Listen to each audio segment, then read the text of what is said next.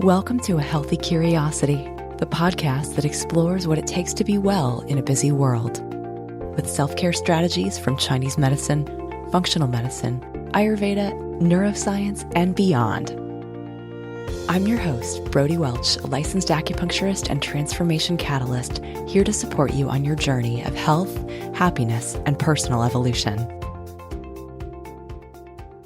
Hello, and welcome to today's show. I'm your host, Brody Welch, and with me is a fellow colleague from the Chinese medicine world, Brehan Crawford, who's a licensed acupuncturist, and we're going to be talking about Lyme disease. First off, I want to tell you a little bit about my guest.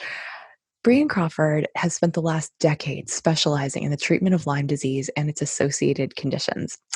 Like me, he practices in Oregon with patients from around the globe and teaches other practitioners how to address this growing epidemic. He graduated from Oregon College of Oriental Medicine in 2009 with a master's degree in acupuncture and oriental medicine, and spent 5 years in residency at the Haishan Clinic studying and practicing Chinese herbal medicine under the supervision of Heiner Fruhoff, who is a renowned scholar and clinician specializing in chronic infectious diseases and recalcitrant medical conditions. Brehan has also pursued advanced continuing education under many leaders in the field and has pioneered new methods of using Chinese herbal medicine in the treatment of chronic infections, including Lyme disease. Brehan Crawford, welcome to A Healthy Curiosity, and thanks for joining me today. Hi, thanks for having me on the show. So please introduce your specialty, Lyme. Like what, I know a lot of people probably know vaguely what it is. It's a disease that we get from ticks sometimes. But as it becomes more common, people, I think, probably need to know what they need to be on the lookout for. And just tell us a little bit about the condition itself and also why it's controversial. Okay, so like you said, Lyme is mostly transmitted from ticks, and it is becoming more common largely due to tick populations spreading and growing around North America where we are and other places in the world. A lot of that is happening because of suburban growth and development of human population centers and people living in the borderlands between urban areas and forested areas where a lot of the deer and other wildlife that ticks hang on to are moving about. Climate change is also playing a really big role in that. And as the climate warms, we're seeing a significant rapid growth in tick populations and in the onset of Lyme disease. So Lyme specifically is caused by a bacterial creature called a spirochete. It's called Borrelia. There are a couple different species of Borrelia that are known to cause Lyme. And there is a lot of controversy around this. Lyme can present in a lot of different ways. It can look a lot like other medical conditions. It can, although it's caused by Borrelia, it is frequently accompanied by other microbial infections. We call them co-infections. And those can be bacterial, viral, or even fungal in nature. Yeah, I've heard of ticks being labeled the dirty needle of nature. Yeah. Like that you get all these co-infections along with Lyme. It's not just this one thing. It's this whole suite of things. Right. Yeah. There's a ton of different kinds of microbes that you can get from a tick bite. And then it also, we like to say Borrelia opens the door. And so it's kind of a stealth pathogen. It's one of these things that makes you real sick. You don't always realize you're sick until it's been with you for a really long time. And during that time, your immune system has been fairly systematically weakened to the point that you may now be contracting other things that the people around you aren't necessarily getting. And you also become a more hospitable host for like Epstein-Barr, for chronic fungal infections.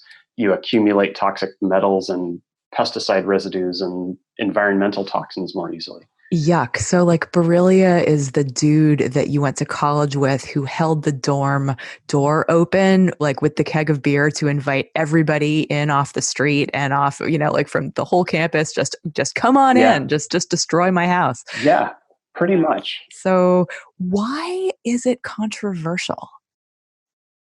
That's a complicated answer, and I don't want to get too far into the weeds with all of the different controversies that are around. But I'll give you one specific example, is that Lyme is named after the area of Connecticut in which it was mostly first described or publicly recognized in the United States.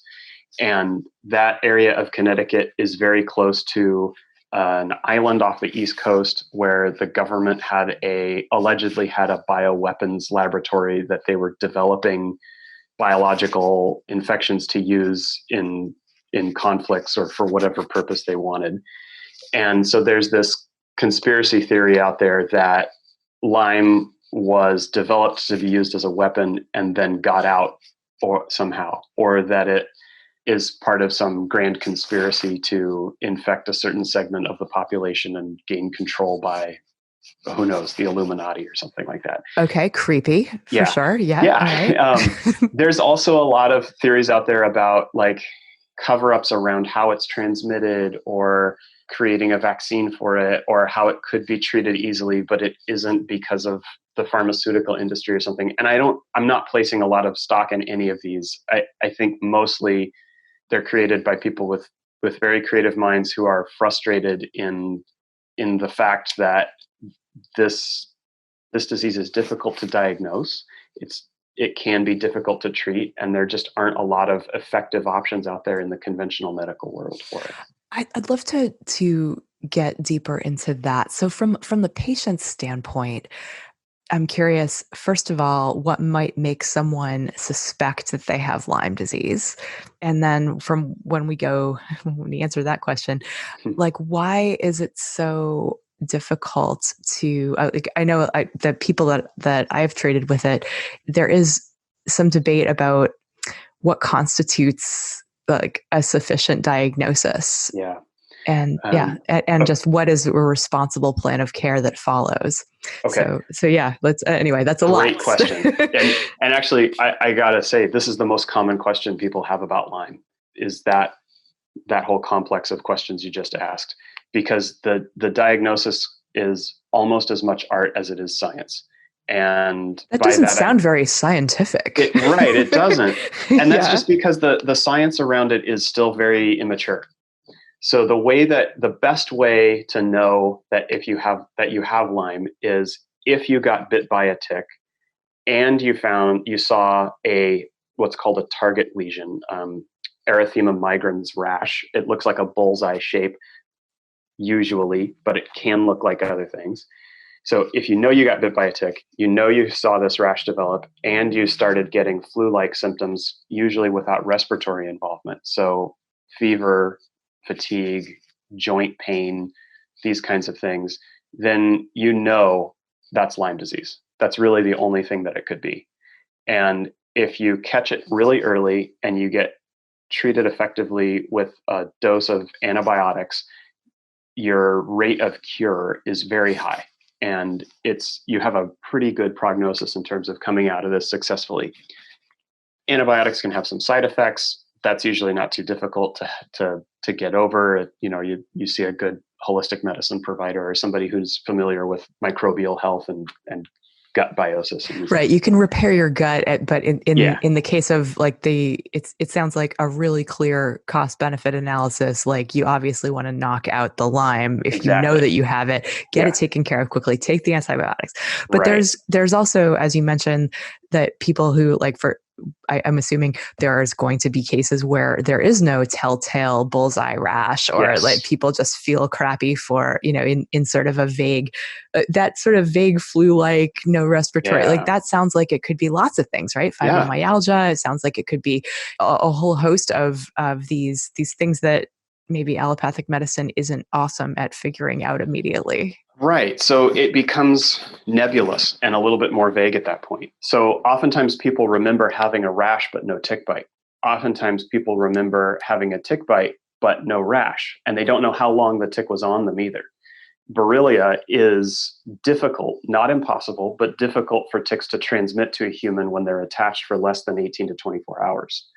So, if you found the tick right away, you pulled it off, within 10 minutes, you're probably fine. Oh, that's But, great to know. That's but really, I know so many people who freak out if they just see a tick crawling on them when they're outside or something, but right. that's really helpful. But you have to make sure the tick was detached properly. Sometimes it's Mm-hmm. not, and it's Okay. still capable of transmitting infections. Sometimes the tick can transmit some of those co-infections in less time than it takes to transmit Borrelia.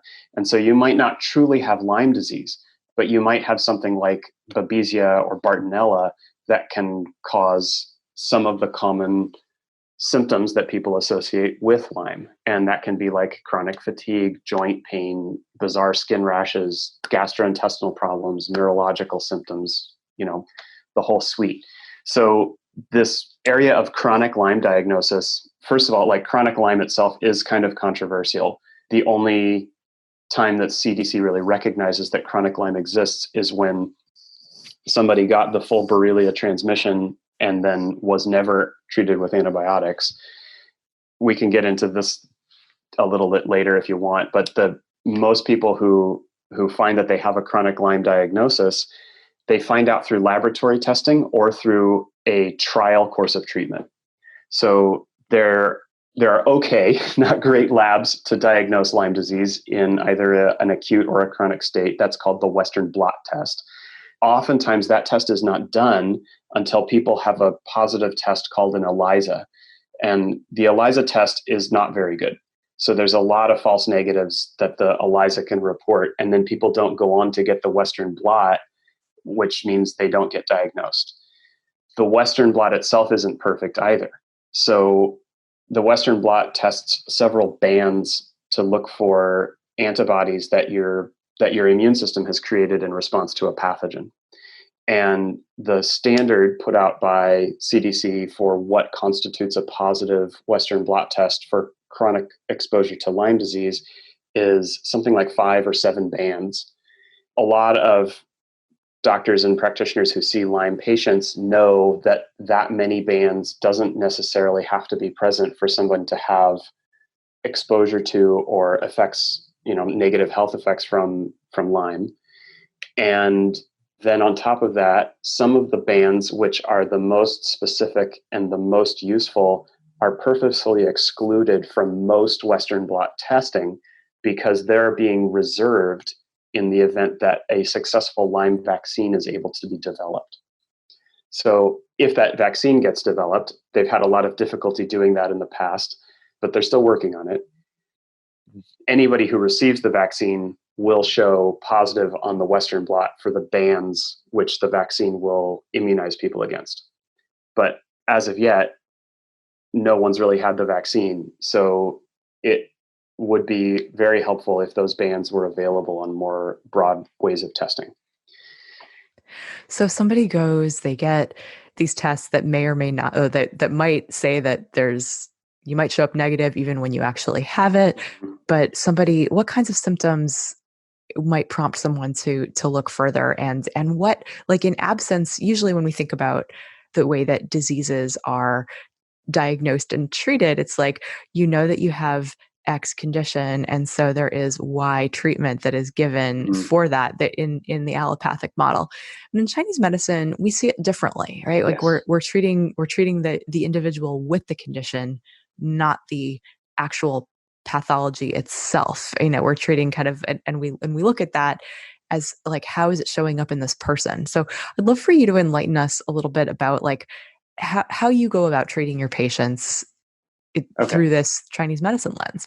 So how do people, come to discover this if the testing is not adequate, which is quite honestly the majority of chronic Lyme patients is, they have those symptoms you described: chronic fatigue, fibromyalgia, wandering joint pains, debilitating migraine headaches, brain fog, cognitive failure, GI symptoms, mental emotional conditions like chronic depression, severe anxiety, neurological symptoms like neuropathy, like it can look a lot like MS or Charcot-Marie-Tooth, where you have these like demyelinating conditions with muscle wasting. And the way that we treat them through a Chinese medicine lens is, like you said, we assess the whole person and we assess their condition. So it's going to affect different people in different ways.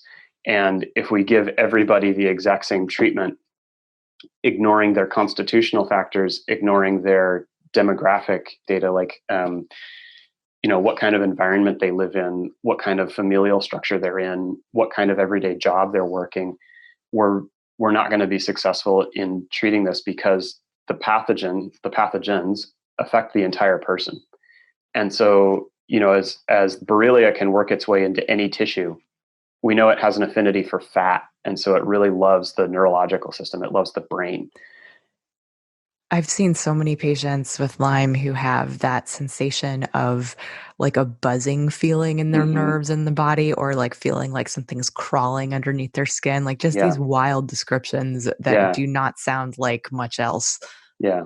There's a great, if you want to talk about conspiracies too, there's a great syndrome a lot of Lyme patients experience called Morgellons. And I won't get too far into that, but if you want to see some examples of like how the medical system has failed people, and yet also the beauty and creativity that can come out from that, Google it and you'll see some incredible movies and stories about it. But we start by eliminating the pathogen as much as we can. So because Borrelia, because of the way it works in the body and the way that it literally burrows, it's a corkscrew shaped bacteria. It's a spiral. Because of the way that it can hide in different tissues of the body, we eliminate as much of it as we can. But what we're ultimately trying to do is help people get to a point where their immune system can keep the population of it as low as possible. And so that we put them into remission, and then they can stay there for the rest of their life. Right. In the sense that we have like E. coli, and we have, various things that when they're out of control, they're a problem, but when we can coexist with them, and as long as they stay in their lane, so to speak, that the health of our whole ecosystem is maintained. Exactly. The diagnosis of Candida gets thrown around a lot. Yeah. Candida is it's a class of yeast that every human on the planet has this, and it's supposed to be part of our microbiome, but it needs to live in balance with the other bacteria and yeasts and viruses that are also part of that biome.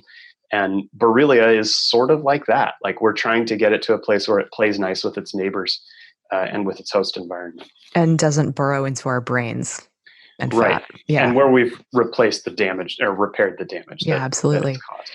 Yeah. In Chinese medicine, there's this notion of the gu and the gui, right? That we can talk about it, that the word gu is used for parasites, and the word gui means ghosts. And so I remember taking a class on parasites and ghosts, where really it's like what they have in common is these other entities that come into and like try to take over our bodies. And a lot of the kind of like what was thought of as like possession treatments have a lot in common with like killing off the things that make us do things that are counter to our own best interests, like eat a bunch of sugar, or So if you look at the formulas for most demonic possession or symptoms of people like seeing ghosts and things like that in classical Chinese medicine, if you look at those ingredients from a modern pharmacological lens, what you see is that they are very strongly antifungal. And then you look at the environments in which these formulas were created, and these are places where people were living in swamps and exposed to these kinds of opportunistic pathogens that are going to crawl their way into your nervous system and make you hallucinate. And the old texts about goo pathology are like that. That's my mentor's main area of research is in deciphering these classical texts about what is called goo syndrome. And sometimes it's like a parasite, like a worm. Sometimes it's something that certain people in a given area are noted for having as like a way of warding off invaders or something like that, is by cursing them with some kind of parasite. Or you'll notice that they have some cultural precaution around, you don't wade in that specific lake because afterwards you're going to be really sick. But they also develop medicine for how to treat these kinds of things. This episode of A Healthy Curiosity is brought to you by BrodyWelch.com. Whether you are looking to learn more about Chinese medicine, Qigong, healthy habits, or get some personalized, compassionate strategy to make changes in your life, I'm here to help. You've tuned into this show because you are a smart person who knows that health does not come from the bottom of a pill bottle and that it is something that you need to do for yourself each and every day. Sadly, listening to this podcast alone is not going to get you the results you want. You got to take action, and I'm here to help you. Visit my website, BRODIEWELCH.com.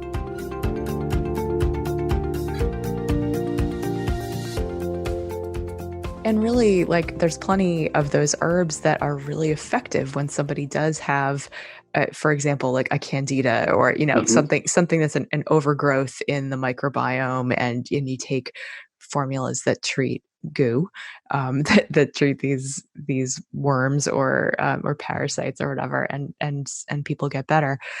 And similarly, that I'd love to hear a little bit about how. Okay, so we know that looking through a pharmacological lens that a lot of these herbs have antimicrobial qualities. There's also, of course, herbs that we know have anti-spirochete qualities to them, Yes. but it isn't so much just it. Then you can correct me if I'm wrong, but that it isn't so much just like let's go after and kill the thing, right? Right. So what else is missing from the puzzle? So going after and killing the thing is part of the strategy, but you can never kill it all. And just like how antibiotics, if you take them too long, you'll actually kill you'll kill yourself. Or if you prescribe them for a patient for too long, you'll kill that patient. Herbs are really not different from that if they're used inappropriately. So they can kill bad things. They can also kill good things, and they can also really have negative effects systemically on different physiological systems if used inappropriately or in the wrong dose.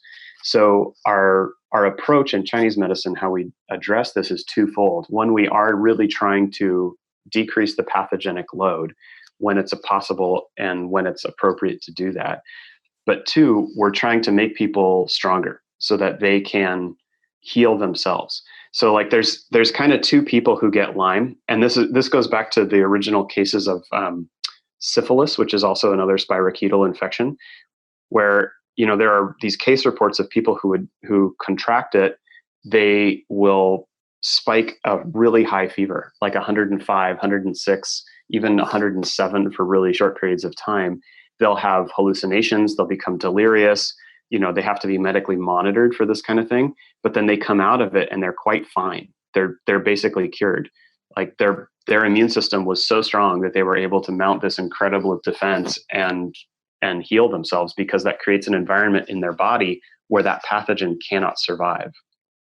And so for a lot of chronic infectious patients, specifically in Lyme, but also in other conditions too, one of the questions I like to ask my patients is, when was the last time you had a high fever? And I'm not talking 99.2, I'm talking like 103 or higher. And for a lot of them, they can't remember.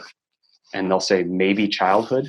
And what that is that's a sign that their body is too cold. It doesn't have we call it yang qi, but it doesn't have the fire that they need to be able to create that kind of healthy inflammatory response that can rid their body of these things. That isn't the kind of thing that we would want to induce, though, right? No, we're not trying to induce that kind of a fever, but we want them to be able to produce it if their body needs to have one. Oh, absolutely. Yeah, right. I mean, it's kind of like, I don't know, being able to get the water in your sink hot enough to to kill things off, or to, right. or to sterilize in a kiln, or to, that idea that at a certain point you are able to halt the progression. Yeah. And so we have this two-pronged approach it's not about inducing a fever, but it is about getting someone's body strong enough where their immune system can produce that fever. That also means that their immune system is able to keep the population of any long-term infection down on its own. So when these things come out of their biofilm layer, which is where they like to hide, they'll kind of, stick out a feeler and say, what's the weather like out here? Can I come and play? The immune system can clamp down on that right away instead of letting it run amok. And that really is very different, right? Like how that there's sort of this supporting the righteous qi of the body, right? Supporting the wei qi, as we call it in Chinese medicine, the immune system that is that's needed to be monitoring and scanning and attacking when necessary, which are often really different herbs and a really different treatment strategy than just the things that have these anti-spirochete or antimicrobial or antifungal properties. Exactly. Yeah, it's things that are typically warm in nature, whereas the anti-pathological herbs are typically, not always, but typically cool or cold in nature, like antibiotics. So I'm wondering if you could tell us, we live in a culture where science is king in terms of like what people are going to typically trust. Like, Mm-hmm. okay, I've got this thing, I've got Borrelia, I've got these co-infections, that going to an allopathic approach, what is that treatment likely to look like? And why might you make the case that Chinese medicine could do a better job? So there, so the allopathic approach for chronic Lyme is to either deny that the condition exists. There is a condition called post-treatment Lyme disease syndrome, which CDC recommends be treated by antidepressants and have people wait about 6 months. If you get diagnosed with chronic Lyme and you're with a Lyme literate physician or something like that, you're very often treated sometimes with botanical substances in single herbs, which can be effective if used appropriately, but are not for all patients. Or you're often treated with 3 years of a rotating cocktail of multiple antibiotics. And any patient who's taken a prescription like that to their pharmacist will know the face that the pharmacist makes when they look at those prescriptions, because they are well versed in the effects that those kinds of things will have on the human body, in addition to killing off opportunistic pathogens like Borrelia. So there's these treatments. So obviously the like it's all in your head, go away, or, or like let's medicate you for depression. Clearly, that's not going to ever really get to the root. Right. There's a second option of this 3 years of antibiotics, which sounds intense. Certainly like it's going to cause other issues in the body, but could potentially be effective. Yeah. So And what? Yeah, I got go to ahead. say, to be Mhm. fair, Yeah. post-treatment Lyme disease syndrome does exist. It is real. People who are treated appropriately in an acute sense with antibiotics do often experience that. I don't think that antidepressants and waiting 6 months is the best way to address it. I think Yeah. from a more holistic approach, it's possible to get people a much better quality of life in a shorter period of time. But both situations are potentially real. Chronic Lyme is real, and post-treatment Lyme disease syndrome is also real. Got it. And so as you talk to someone who is considering their options, like, okay, do I want to spend 3 years on this rotating antibiotic cocktail, or do I want to treat with Chinese medicine? I'd love to hear, like, how do you make your case for like work with me, and what kind of results you typically are able to see? So typical results depend a lot on how severe the patient is when they arrive and when they begin treatment, and also their age plays a big factor. I've treated people who are very young, very healthy, almost in that state where they could mount that huge fever and get over it right from the beginning, and they're in remission within 3 months and able to stay there on their own. And so it sounds like you're speaking to this notion of like how much chi does this person have to play with? Like that Yeah. if they're able to, the way I think about diseases that go into remission, whether they are autoimmune or cancer or Mhm. whatever, is that like you need to have more energy, life force, chi than you did when you originally acquired the thing. Like you need to Yes. have enough to launch it out of your body, or enough resources to keep it quiet for the long term. So it sounds like in this Exactly. case, somebody's young, they're vital, they have enough chi that they can potentially knock it out in a few months.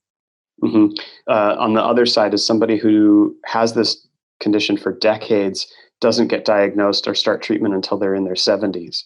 And for those people, we can often help them get into remission, or at least get into a place where quality of life is very high or acceptable, but they may require ongoing treatment for a significant chunk of time. And what does that look like? Is as opposed to the 3 years of antibiotics? What is the treatment? So it's usually somewhere between 6 months and 3 years of botanical medicines. And In addition to that, the thing that really makes the difference for patients, especially when they're older and especially when they're weaker when they start treatment, is what we call medical Qigong. So I start teaching my patients medical Qigong exercises from the very beginning now. I didn't do this at first, and as soon as I picked up on how useful this was, incorporated it with all my Lyme patients, because once they're in remission, Qigong is what helps them stay there better than anything else. And what can you tell us a little bit about why that is? I know like listeners of this show probably know that qigong is energy exercise. It's like Taoist yoga, and it's these rhythmic movements that combine breath and intention. But specifically, enlighten us a little bit about the medical aspect. And this is, to be clear, medical qigong that the patient is performing themselves. It's not you channeling energy into your person, right? That's correct. Okay. These Mhm. are exercises that patients learn to do on their own at home. And they typically don't take very long. It's more of a time commitment than most of us in the West are used to putting into our own health and well-being. As in more than zero. Correct. But if you go to China, if you go to any of the city parks in China, you see it's really common for people from every walk of life to be doing qigong exercises, and they are literally exercises. Like sometimes Yeah. qigong is pull-ups, sometimes it's lunges, sometimes it's stretches that look like yoga, sometimes it's swinging heavy weights around. Most of the time, medical qigong is very specifically focused. So instead of learning like an hour-long routine that somebody does like a kung fu form, what they'll learn are specific exercises to activate lymphatic circulation, to increase their body temperature, to promote a therapeutic sweat, to assist gut function and peristalsis, to open a specific joint and move qi or gas along a specific channel. So, for patients with brain fog, there is a qigong exercise that involves breath holding, humming, massaging the neck, and massaging the scalp, massaging the eyes. And they learn this, they do this at home. It makes the herbal medicine much more effective because you're improving blood circulation, gas circulation, immune system activity already. And then once you're through with the herbs, once you've completed taking your botanical medicines, which that's a few months to a couple of years for most Lyme patients, you continue doing these things at home to keep yourself healthy. Just like you continue, you don't go to the gym only one time when you have low back pain. You're like, okay, what's in my life that's kind of creating this situation? How do I create an exercise routine that strengthens my core, that activates my hamstrings, etc. And then you do that on an ongoing basis so your low back pain doesn't come back. It's the same thing with a chronic infection. Yeah, I love the way that you draw that analogy, because most of us get that our bodies take maintenance, and that if we're going to Totally. expect our muscles to be supple, that we need to occasionally stretch them, or if we want to be strong, that we occasionally need to strengthen them. And looking through the lens of our bodies are not just these physical things, but they also there's this energy flow, and there's the breath, like that which we can't necessarily see, but we know how the breath influences the functionality of every system of our body, that Mhm. being able to work with that with skill is really what qigong is all about. And so that just that idea that we can be very specific Yeah. in prescribing it, and that can be a little like a movement multivitamin for someone. I All right. like that term. Can I steal movement multivitamin? And Sure. I do have a Thanks. qigong class called 12 Treasures, your movement multivitamin, but Oh, you're nice. certainly welcome to Thank do you. it. Have at it. Yeah. I Um, like to demystify qigong for people. oh You yeah, say that word exactly. to folks, and they think that you're going to be trying to turn them into some kind of enlightened hermit, or you're going to be doing something involving singing bowls, crystals, and essential oils. And no disrespect to those modalities at all.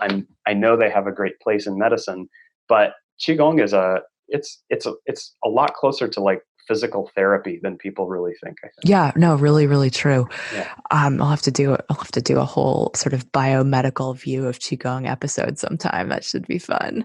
Yeah.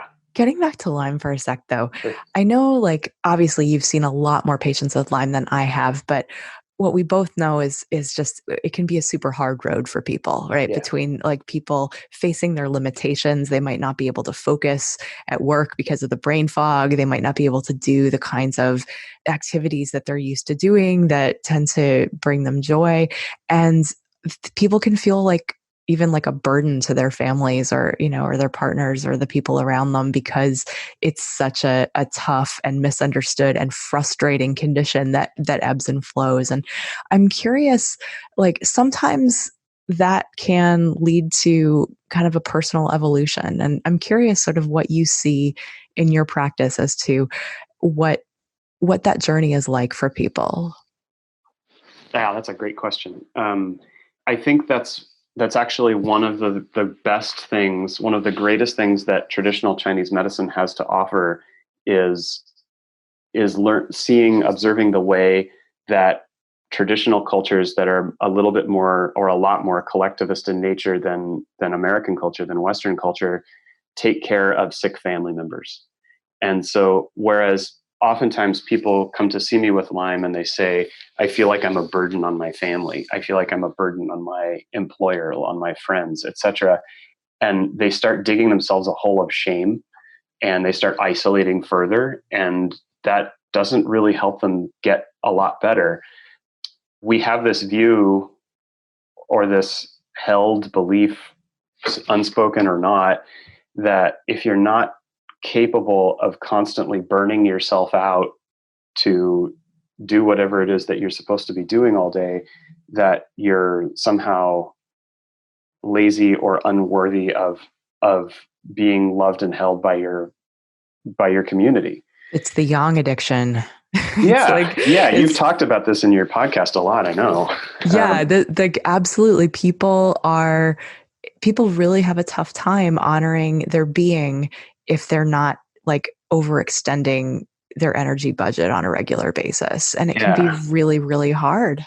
And so the healing that can come from burnout, or the healing that can come from going into remission from a chronic infection like this, there is the physical healing that occurs, the tissue repair, the brain function. It's, you can feel the floor through your feet again. That kind of thing that's great. But there's also the cultural healing. And if anything, that's the silver lining around this, is that it does really throw people in their families and communities into this place where they come to understand that, like you call it, yang addiction, like needing to be pushing ourselves to death in all different directions at the same time, and shaming or cutting loose from support anyone who can't show up to that level. That's completely the opposite of how we build a healthy culture. And so, Yes. like in China, like in the US, we have this law called HIPAA around patient privacy, and it's designed to protect people from predatory billing practices and from having their personal medical details shared without their consent. And it does a good job of that, but it also kind of gives people the idea that isolation or secrecy around their health condition is normal and is okay. And on the other side, in China, they don't really have the same concept that we do of medical privacy. And so you see, when you go to a clinic in China, you see whole families bringing the sick member in, and you'll have like 4 different people from your family telling your doctor their perspective on how you're feeling and how you're ill. And then when you go home with your medicine, your family will cook your medicine for you. Your family will make special food for you.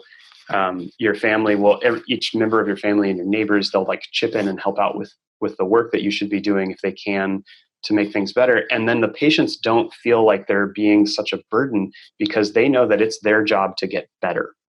And so all of those people are helping you so that you can focus on, if you're the sick person, all those people are doing what they can to get everything else out of your way, so that the only thing you have to do is drink your herbs, is do your Qigong, is rest enough, it is, get your acupuncture if that's part of it, and is give yourself time to appropriately heal.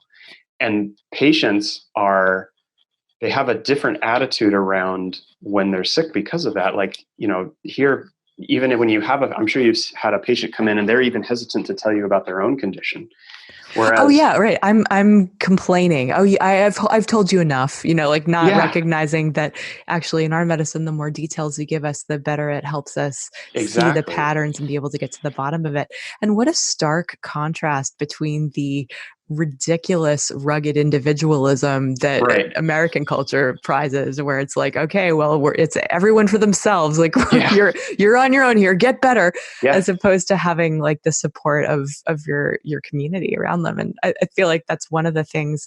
I feel like that's a real as a clinician, one of the reasons that I got into running coaching groups of people Oh, is yeah. that when you bring people together who are all struggling with the same thing, they can share their Mhm. wisdom and their struggles, and they can also feel just far less alone. And I'm sure Yes. you know this too, right? That like you've heard it 10 times a day from everyone who walks in your door what they're struggling with, and thinking, that I'm just going to go out on a limb here that, wow, if only they could be, if only they knew that this was not unique to them, Yeah. right? That there could be some comfort there. Yeah.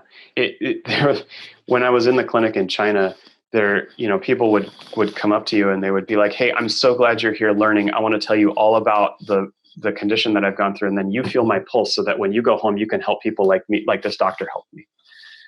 And they're just so much forthcoming with what they've been through and what they're going through. And I really try to educate my American patients, like, you don't have to hide because you're sick. Yes. Yeah, really, really true.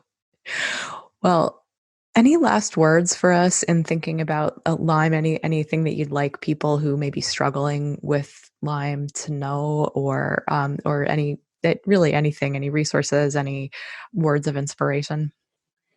So I would like to draw one parallel between Lyme and another epidemic that's going on as we're recording this. Oh With, yes, um, coronavirus, yeah. right? So we often think of, and like in chronic Lyme, I'm using Chinese medicine to treat a chronic condition, but most of Chinese medicine is developed as emergency medicine. Like and if you read the old books, you'll see that these are case studies of people with fractured bones, with appendicitis, with conditions that we would often resort to emergency surgery for in this modern day and age, can actually be treated acutely with natural care. And in China, a decade or so ago, when SARS hit, TCM, traditional Chinese medicine, was heavily influential in curbing the outbreak and saving lives of people who had that infection.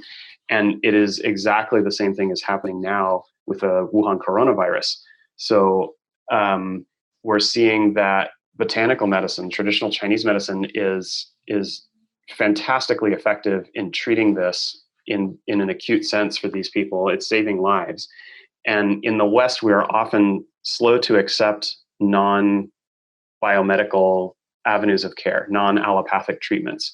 And we think that somehow natural medicine, even if we acknowledge that it's effective for some things, we're often considering it only effective for less severe kinds of conditions. But it is life-saving and incredibly powerful. And so I would just like to plant that seed for people who are out there who are really suffering, that there is good medicine available. This stuff works pretty well. I really appreciate you bringing that up, and especially just to amplify that a little bit.